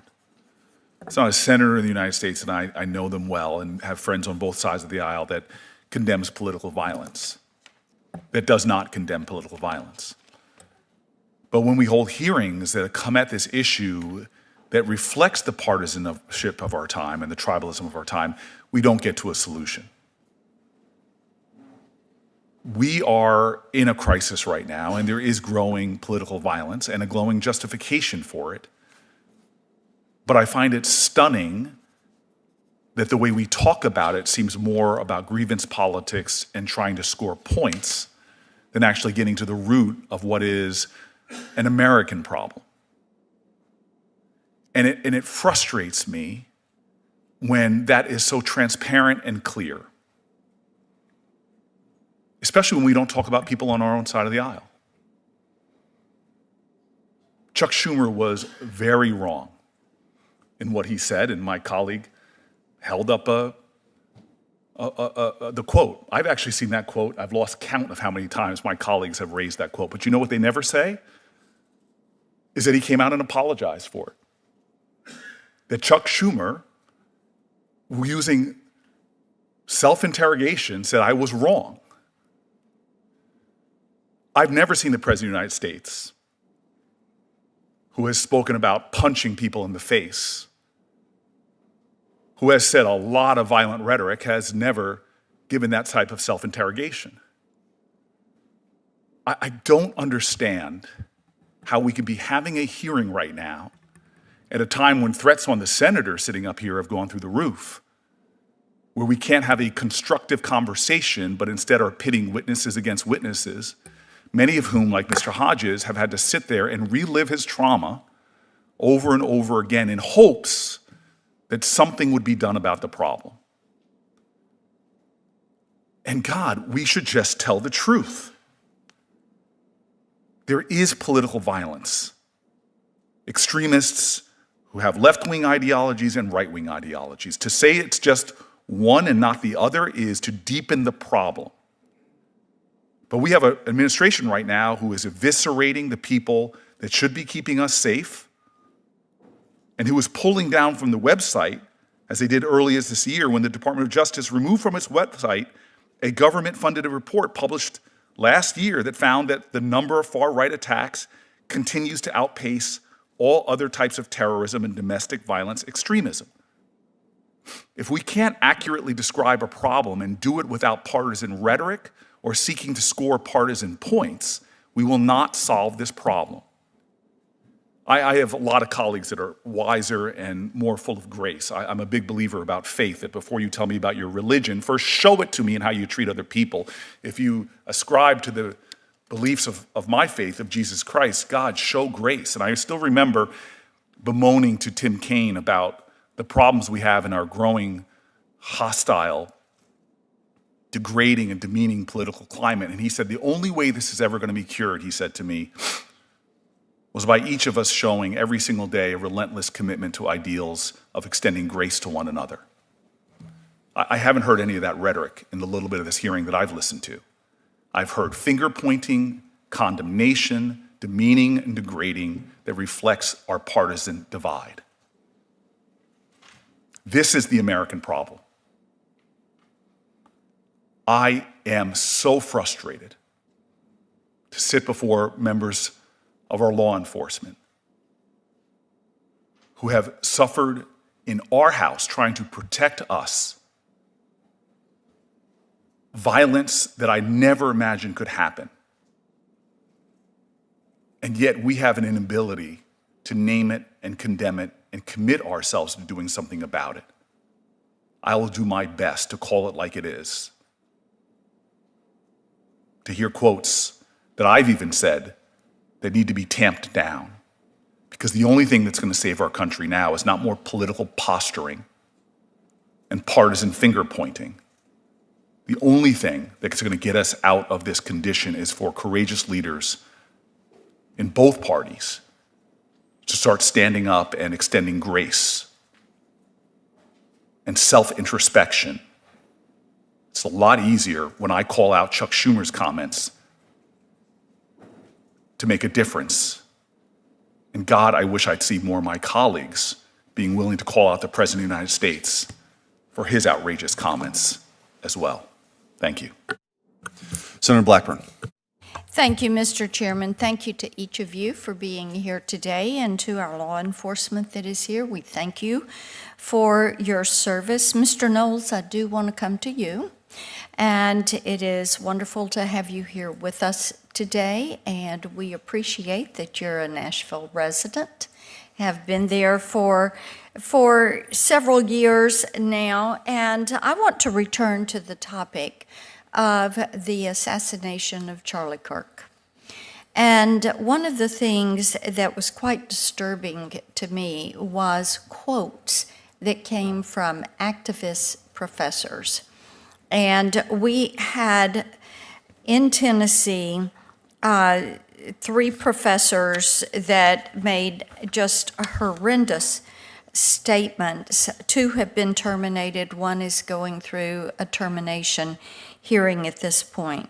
An assistant dean at MTSU posted on Facebook, "Looks like old Charlie spoke his fate into existence. Hate begets hate. Zero sympathy." There was an assistant professor at the University of Tennessee, and their post referenced Charlie Kirk, and it was, "The world is better off without him in it, even those who are claiming to be sad for his wife and kids. His kids are better off living in a world without a disgusting psychopath like him and his wife." And then an English professor at Cumberland University posted on Facebook, "Crying about a Nazi getting shot while staying silent about the school shooting in Colorado today is peak Republican." Now, I believe that people that praise violence should not be anywhere near our children. I do not know of a parent that wants their child to be receiving instruction from an individual who glorifies and applauds brutal murder and the murder of a husband, a father, the murder of someone who believes, like me, that our nation has been kept free because we believe in robust, respectful, bipartisan debate. And I would like for you to talk for just a minute about what is happening in higher education and the role that seems to be playing in some of this violence and violent rhetoric. I think you make a marvelous point, Senator. You cannot possibly expect a parent to send their children to a school where the professors might endeavor to kill half the students. It would be like going to a restaurant with the assumption that the waiters want to poison half the customers or something like that. You can't go to a hospital where the nurses want to kill half the patients. It's just, you cannot operate a society that way. That is obviously beyond the pale. And if you are to permit that kind of speech into the marketplace of ideas, it doesn't have the effect of expanding the marketplace of ideas. It actually shrinks the marketplace of ideas. This is why the First Amendment obviously prohibits things like direct threats or obscenity or fighting words, because these are forms of speech that actually undermine rational discourse. I think Senator Booker made a good point just a moment ago when he said we have to self-examine, we have to be introspective. And I can't help but think of a line today. Jay Jones has the vision, commitment, and integrity to keep families safe and make sure every Virginian gets a fair shake in the justice system. I'll be working every day to ensure Jay wins this race. That's the endorsement of Senator Booker for a man who would seek to be the Attorney General of Virginia. This is a man who, if people have not been reading the news, has called for a Republican to be murdered, for his children to be murdered, for the children to die in their mother's arms in order to persuade the Republican to change his policy views, and a man who says that he would urinate on the graves of multiple Republicans. Senator Booker, in this spirit of introspection, is standing by this endorsement. So I suppose I would invite, well, perhaps I should have looked, because Senator Booker has left the room, and I think I can guess why. Senator Booker, I think, should practice what he preaches, because this is the kind of moment. You cannot have a professor who wants to teach students and is going to desire to kill half of them. You certainly cannot have law enforcement officers who would engage in this kind of violent rhetoric against half of their constituents. So long as anyone stands by an endorsement such as that, their words are meaningless. They are shedding crocodile tears on the topic of political violence. I find it just so astounding that we have professors that continue to be in classrooms and hold such views as I put on the posters behind me, and that parents are then having to address those issues with their kids. Thank you, Mr. Chairman. Thank you. Senator Padilla. Thank you, Mr. Chairman. I just want to join all of my colleagues in the stance that political violence is never acceptable. It should be denounced at every turn, regardless of where it comes from. We've seen what happens when violence becomes a political tool.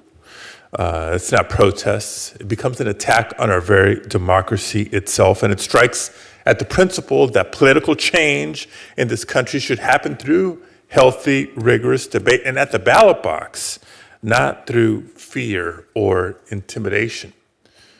And while political violence is rare, its impact is profound.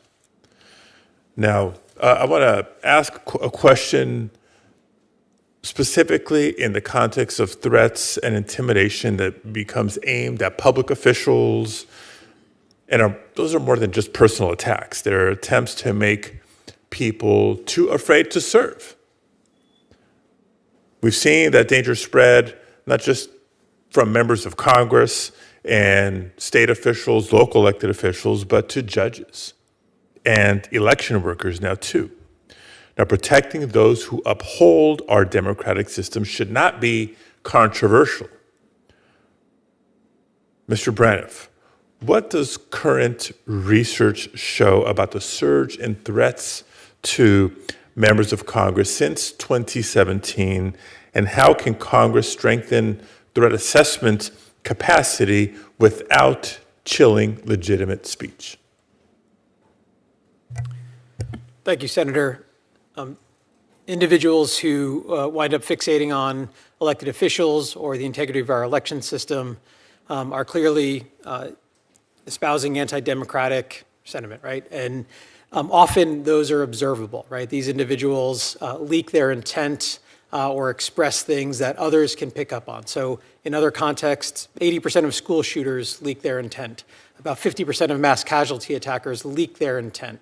Right, so there's often these indications that someone is starting to self-medicate on the idea of violence. And that's an opportunity to do an intervention. And unfortunately, the U.S. Secret Service is, of course, an exceptional organization when it comes to behavioral threat assessment and management. There are other entities in the U.S. government that still train behavioral threat assessment and management. This is becoming a normal practice across the country. Some states have mandates for behavioral threat assessment and management, but we really need to invest in nationalizing these programs. I don't mean in having one national program, I mean having them scale nationally, ensuring that those individuals are trained, that those programs are resourced so they can operate with fidelity. But there's a really important opportunity to do non-punitive interventions for individuals before they get to the point of criminality, but have a handoff mechanism there in case they have crossed that criminal threshold, so that we can maintain, ensure our democracy remains intact, and these individuals receive accountability if that's what the situation calls for. Thank you. And just as a follow-up, two follow-ups, if you don't mind. One, we've seen doxing of federal judges and attacks on elected officials. Which protective measures have proven most effective at deterring or preventing these types of threats? Senator, I don't know that I have a great answer on the prevention of doxing. We live in a very online world. There's a lot of information available for all of us. We can all do the best we can to protect our personal information. I think that at the end of the day, a lot of what we've been talking about is important, and that are norms. What are the norms that we allow for, that we think are acceptable in our nation, in our community, in our households, among our friends?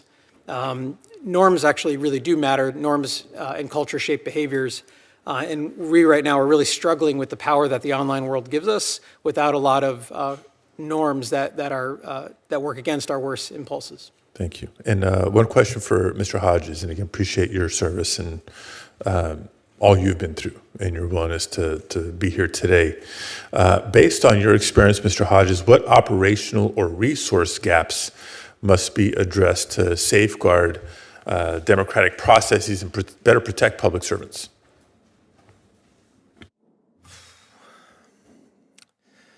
That's an excellent question. I'm just a regular old patrol officer.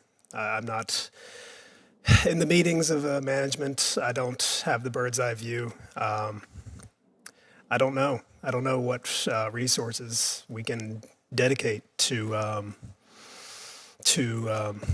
stemming this problem. I believe the other witness here had a great point earlier about intervention. I had never heard of that before from a scholarly point of view, and that sounded very promising. I think that we should look towards funding that if it gets the results that he spoke of.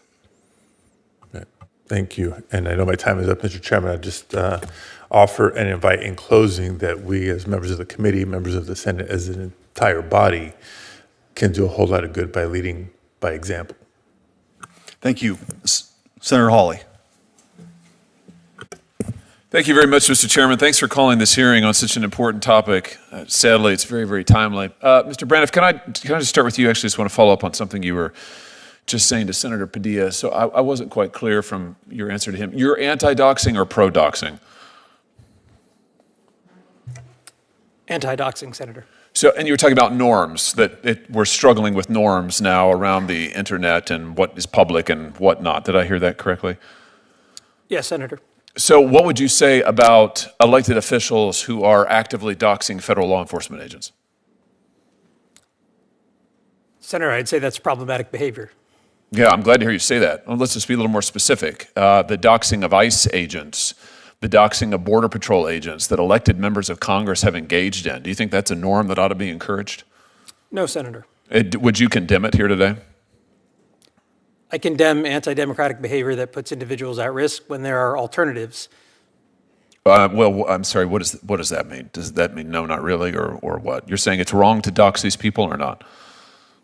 Yes, Senator, I'm saying it's wrong to dox individuals instead of using normal order, policy debates, civil discourse, voting to address differences in a democracy. Good. Okay, good. Well, I'm glad you're here to say that. I think that's important. And I think that your point about norms is well taken. But I've been shocked, just on the doxing question, I've been absolutely shocked to see elected members of this body and of the House of Representatives actively advocating for the doxing of federal law enforcement officers and then doing it. Some of them posting information about ICE agents, trying to post their pictures online, trying to post where they live online. I mean, that's unbelievable. And I don't want that to happen to anybody. Judges, sure, but let's start with our federal law enforcement who are out there doing a terrific job and literally putting their lives on the line.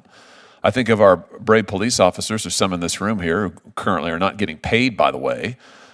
It's the idea that these folks would be doxxed is, I think, just unbelievable. I would plead with my colleagues on the other side of the aisle to stop this. Mr. Knowles, while I've got you here, welcome. Great to have you here. Can we just drill down a little bit on the political violence question and maybe just do even a little more truth-telling? Because I feel like we talk about political violence generally. We talk about violence against conservatives generally, but let's just be real specific. A lot of the violence that we're seeing is actually against people of faith, and more particularly, it's against Christians. Isn't that fair to say?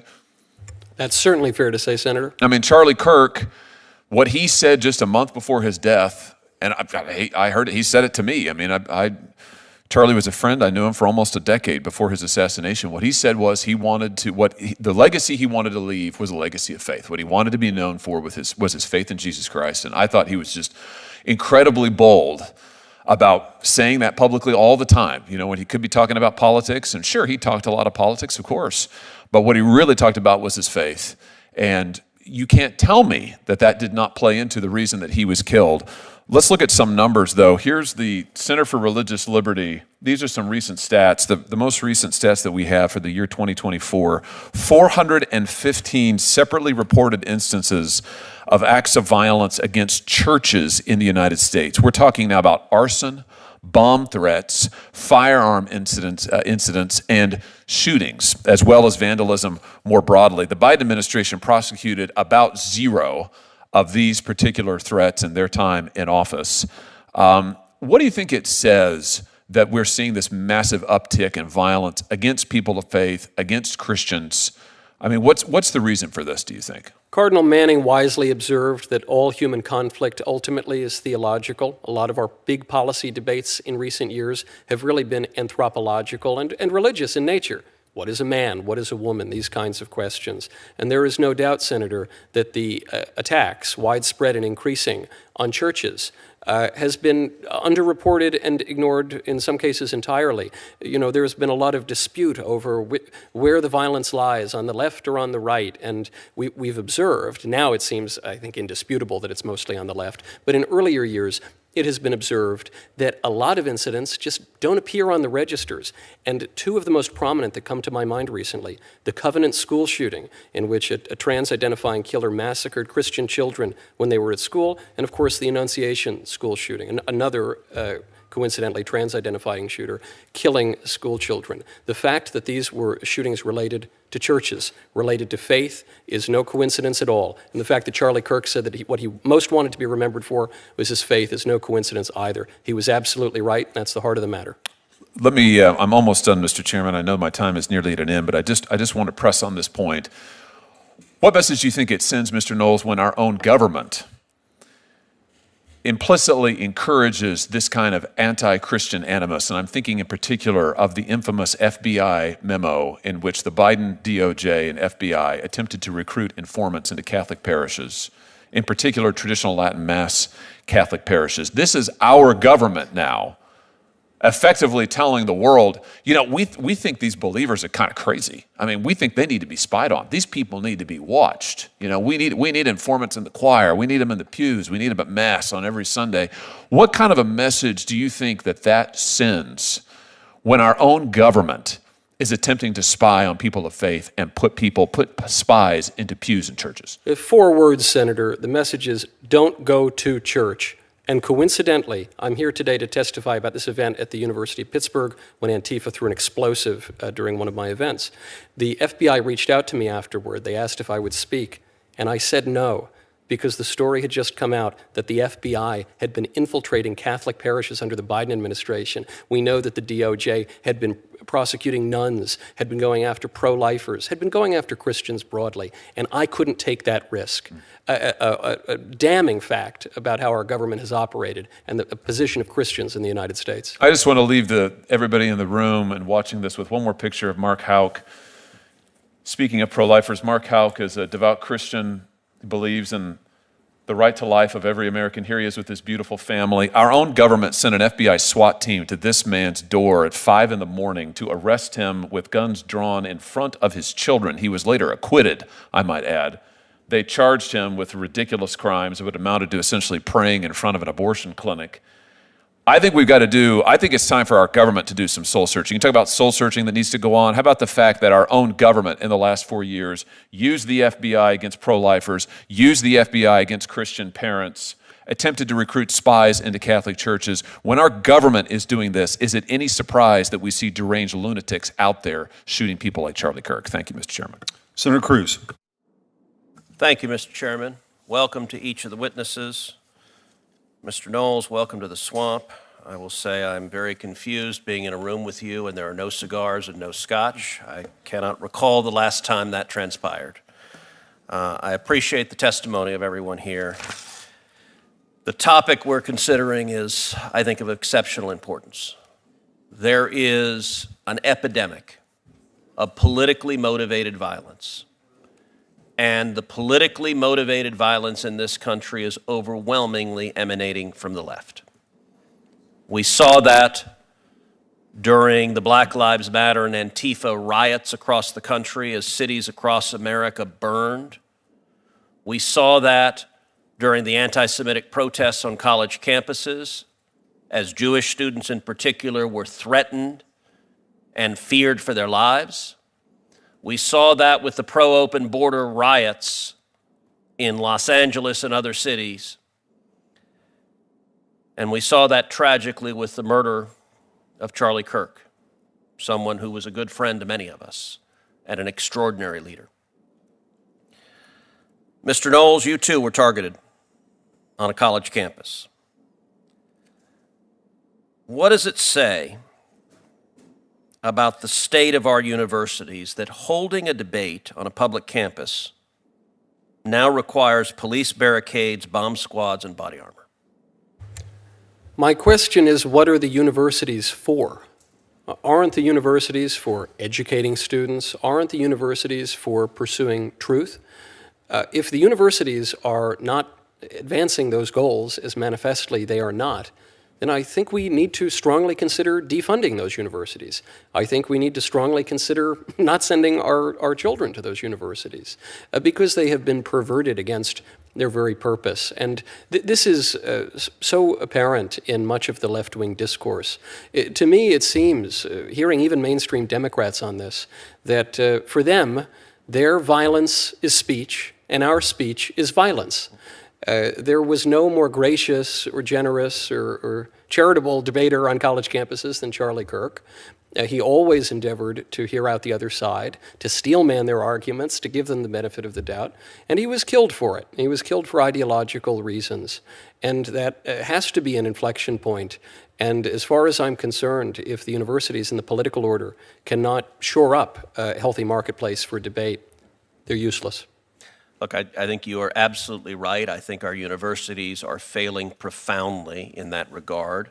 At Columbia University during the anti-Semitic protests, the Orthodox rabbi on campus sent an email to the Jewish students on campus and said, "Do not come to campus because the university cannot and will not protect you." That is a fundamental abdication of their most essential responsibility, which is to protect their students. And Columbia refused to protect them because ideologically they sided with the violent protesters. And let me ask, the attack on your event, was that a spontaneous protest or was it organized, planned, and well-funded? It was the latter, Senator, and we can point to the specific networks, we can point to the anarchist bookshops, we can point to the email addresses for the tax-free nonprofit organizations that were funneling the donations to these people. This is organized left-wing crime. I'm not the only person who noticed in the anti-Semitic protests that the tents all matched. There is real money.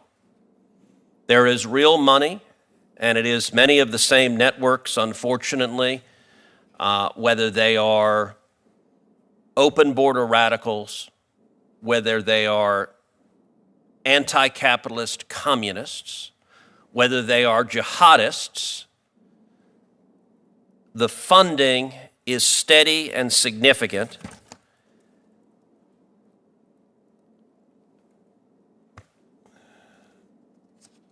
Mr. Wolf,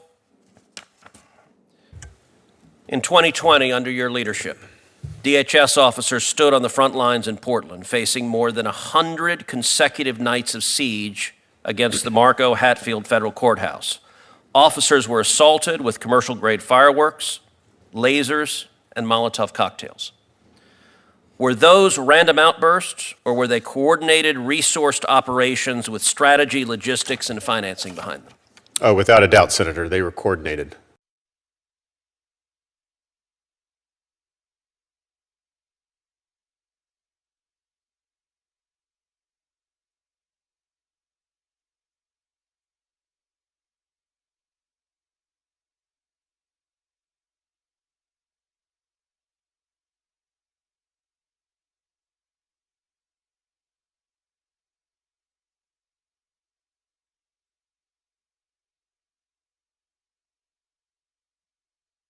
What's going on over there. We eventually sent an undercover agent there, and his response was, it's weapons, it's munitions, it's a variety of different things that get resupplied almost on a daily basis. Wow. So yes, organized. These same checkbooks are funding the chaos in Minneapolis, in Portland, in Los Angeles. It's why I've introduced the Stop Funders Act. The Stop Funders Act adds rioting as a predicate offense to RICO to enable the Department of Justice to use the full tools that have been directed at the mafia to go after the corrupt enterprise. Because at the end of the day, the thug who is engaged in violence is committing criminal acts, but the billionaire who is trying to tear down this country by writing checks to fund it bears, in many ways, far greater responsibility. Mr. Wolf, in your judgment, would passing the Stop Funders Act, adding rioting as a predicate act to RICO, assist DOJ in going after and stopping these coordinated, politically motivated acts of violence? Yeah, absolutely it would. And happy to say that America First Policy Institute has endorsed that piece of legislation as well, because you have to understand where they're getting their finance, where they're getting their backing. And if you can't use the resources that the Department of Justice should be using, it's going to make it very difficult. In 2020, we simply ran out of time before we left office in 21. It's my understanding the Department of Justice and FBI are looking into this financing. So giving them additional quivers in their bag, I think would be very good. Thank you. Thank you, Senator Cruz. So I want to thank all the witnesses for being here today and for your testimony. Written questions for them may be submitted for the record until Tuesday, November 4th at 5 p.m. And with that, this hearing is adjourned.